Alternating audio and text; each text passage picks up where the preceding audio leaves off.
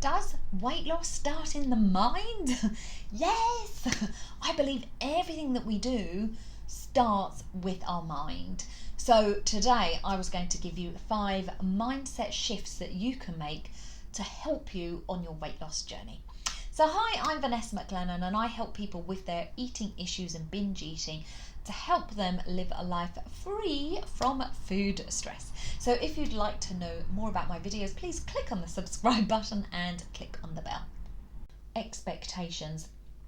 Are we expecting ourselves to stay on a diet and stay on it forever, to be able to do it for, the long term?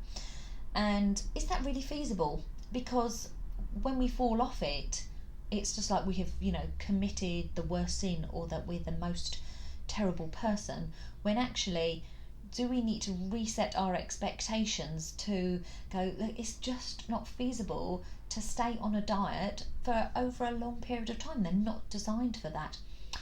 Also, when we, deny ourselves something that we really like and we really want, we are going to find a way to go and have that thing.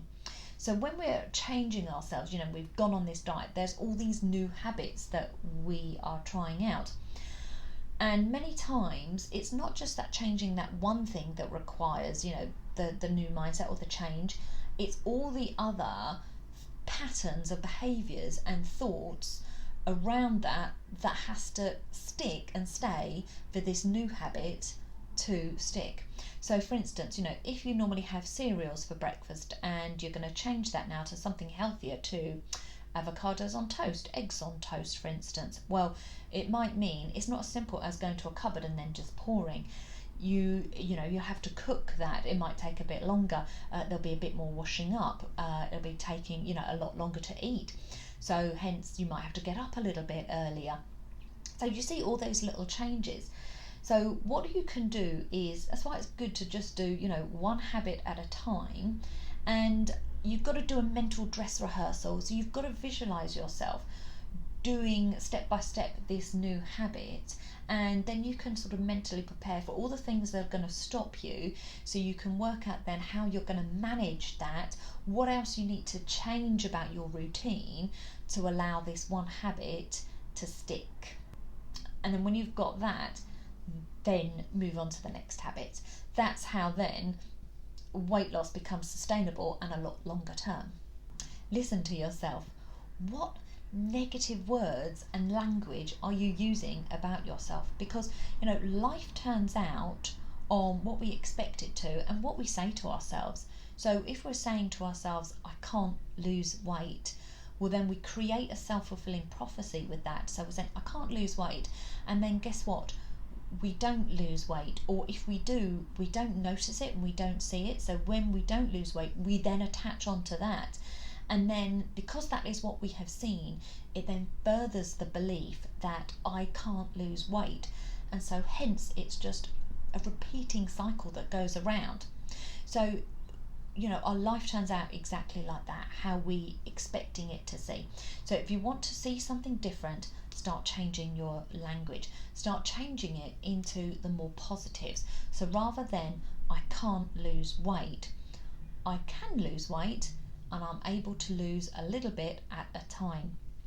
So it doesn't have to be an absolute, it's just a more positive way of saying what your negative belief is. I'm doing okay on my weight loss journey. I'm finding healthier and healthier ways to eat.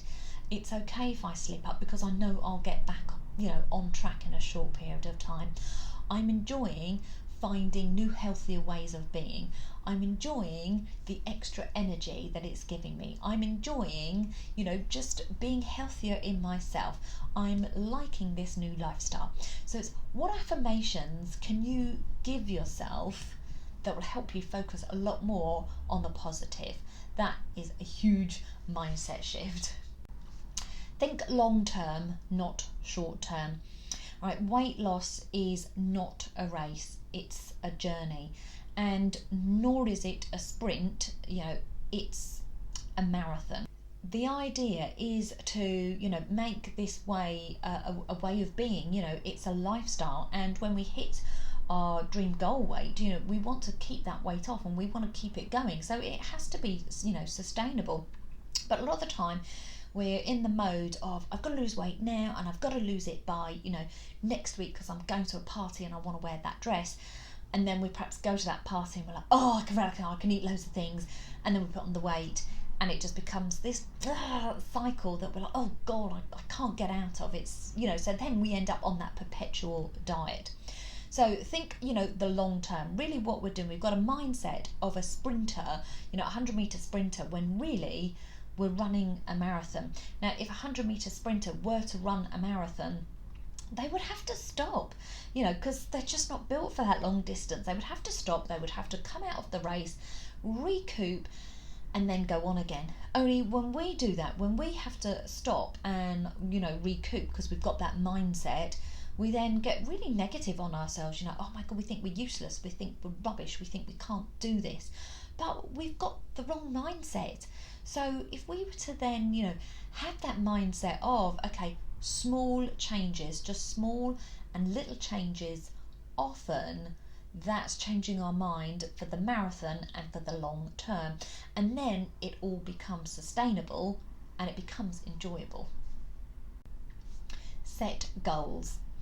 So set goals as to where you want to be as opposed to what you don't want to be. So I want to weigh, you know, X amount. I want to have a dress size of, you know, size 10, for instance. Okay, and then give yourself a date as to when you want to achieve this, and then make it as realistic as possible. You know, if you make your goal too far, you know, you're going to be so demotivated if you're not even close to getting it, right? And keeping it in the positive and keeping it to where you do want to be keeps you, that focus, you know, going forwards all the time.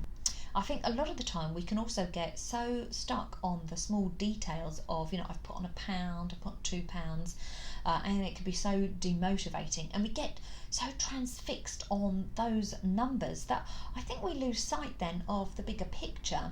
And because we're so transfixed on that, we end up putting ourselves on a diet, and it feels like then we can be on a diet for life, and that's not fun. So look at the way that you are then recording, or looking at the way that you are, you know, measuring your weight loss, right? So look at it as in an overall trend.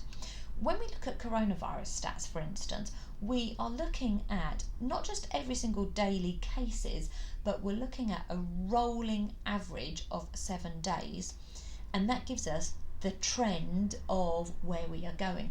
So if you can use that in your weight loss, right, I think it allows you to give yourself that bit of give, you know, and being able to accept that we're going to have good days, we're going to have bad days, but over the course of a 7-day period, we can see if we're roughly going in the right direction, we're on a good thing.